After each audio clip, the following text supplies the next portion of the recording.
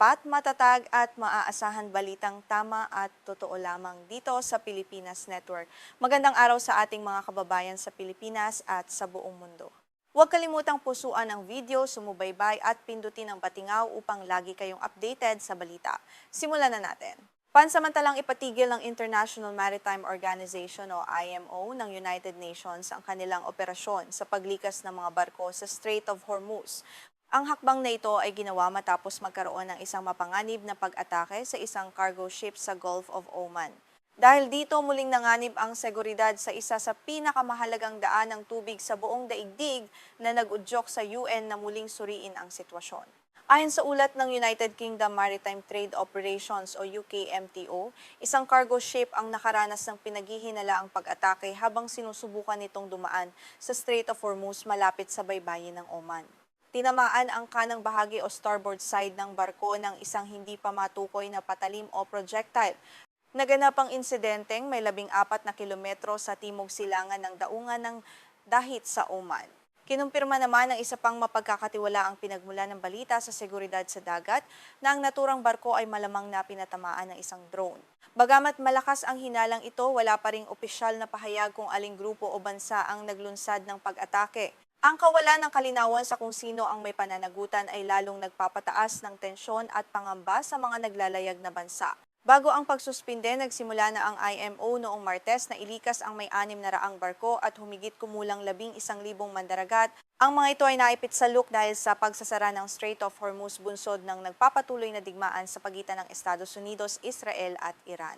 Ang malawakang operasyong ito ay naglalayong iligtas ang mga inosenteng sibilyan na nadamay sa malaking kaguluhan. Sa ilalim ng plano ng United Nations, tinutulungan ang mga barko na makalabas sa gulpo sa pamamagitan ng dalawang itinalagang ruta. Ang unang daanan ay bumabaybay sa katubigan ng Iran, habang ang ikalawang ruta naman ay dumadaan sa katubigan ng Oman sa ilalim ng mahigpit na pangangasiwa at proteksyon ng Estados Unidos. Ang dalawang rutang ito ang tanging pag-asa ng mga naipit na tripulante bago ang pag-atake. Nitong Huwebes nga ay formal ng inanunsyo ng pinuno ng IMO na pansamantalang ipapahinga ang pagpapatupad ng plano sa paglikas. Sinabi ni IMO Secretary General Arsenio Dominguez na kailangan nilang tiyakin na ang mga kinakailangang garantiya sa kaligtasan ay nananatiling epektibo para sa lahat ng barkong kasama sa listahan ng ililikas, IMO Segyon TIA, pati na rin sa buong rehiyon na apektado ng krisis na ito.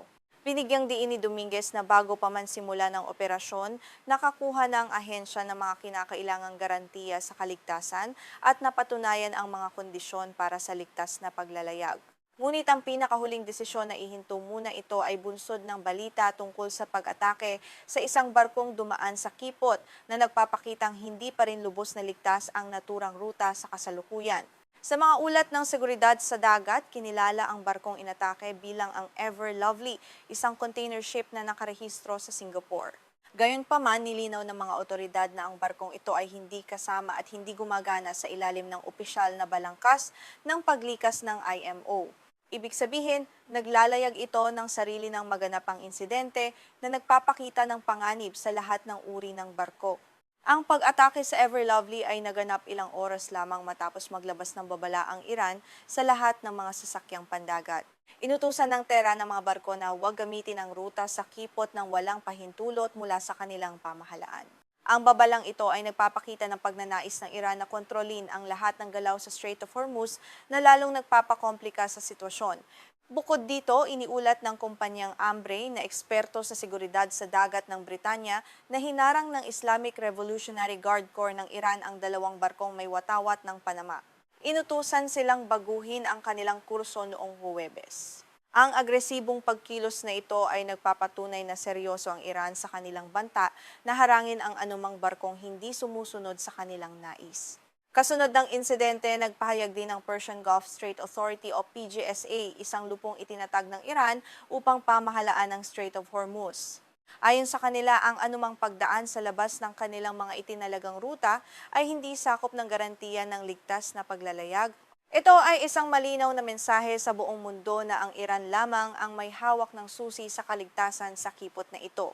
Idinagdag pa ng PGSA sa kanilang opisyal na pahayag sa platform na X na ang anumang kahihinatnan o pinsala na magmumula sa pagdaan sa mga hindi autorisadong ruta ay magiging buong responsibilidad ng may-ari, operator at kapitan ng barko. Dahil dito natatakot ang maraming kumpanya ng barko na magpatuloy sa kanilang biyahe nang walang katiyakan mula sa pamahalaan ng Iran at mga kaalyado nito. Ang pagsisikap na ito ng IMO na ilikas sa mga barko ay nagaganap sa gitna ng kasunduang nilagdaan noong nakaraang linggo sa pagitan ng Estados Unidos at Iran. Ang Memorandum of Understanding na ito ay naglalayong magtulungan upang wakasan ang digmaan ng Amerika at Israel laban sa Iran. Ngunit ang pinakahuling pag-atake ay nagpapakita kung gaano karupok ang kasunduang ito sa harap ng totoong labanan. Patatandaang matapos magsimula ang digmaan noong ika-28 ng Pebrero, epektibong isinara ng Tehran ang kipot na nag-iwan sa maraming barko na stranded sa magkabilang panig. Ang pagsasarang ito ay nagdulot ng malaking pinsala sa pandaigdigang kalakalan ng langis at iba pang produkto. Maraming bansa ang umaasa na ang paglikas na ito ang magiging unang hakbang patungo sa normalisasyon. Sa kabila ng mga banta, kinumpirma ng kumpanyang Marine Traffic na may 70 barko ang matagumpay na nakatawid noong Miyerkules at 31 naman noong Martes. Ang mga ito ay binubuo ng mga barkong pangkalakalan at mga may dalang enerhiya. Ngunit ang mga bilang na ito ay malayo pa rin sa karaniwang dami ng trapiko sa Kipot bago magsimula ang madugong digmaan sa gitnang silangan. Ayon sa kumpanya ng pagsubaybay sa barko, ang mga operator ay patuloy pa rin kumikilos ng may labis na pag-iingat sa halip na bumalik sa normal na daloy ng trapiko. Kung ikukumpara sa antas bago ang digmaan, kung saan humigit kumulang 120 barko ang dumadaan bawat araw, napakababa pa rin ang kasalukuyang bilang. Nagpapakita ito ng malalim na pangamba ng industriya. Nagpahayag din ang Ministry ng Depensa ng Oman na ang gagawing paglikas ay dapat isagawa ng dahan-dahan o phased. Nagbabala sila na ang kasalukuyang sitwasyon sa Kipot ay lumilikha ng mataas na panganib ng banggaan ng mga barko, kaya kinakailangan ang kontrolado at unti-unting pagkilos. Ang babalang ito ay nagpapakita na ang teknikal na aspeto ng paglikas ay kasing panganib din ng militar na banta. Samantala, nagpahayag ang bansang Denmark na sasali sila sa isang internasyonal na misyong pandagat na pinamumunuan ng France at United Kingdom upang tumulong sa muling pagbubukas ng mahalagang daan ng tubig na ito.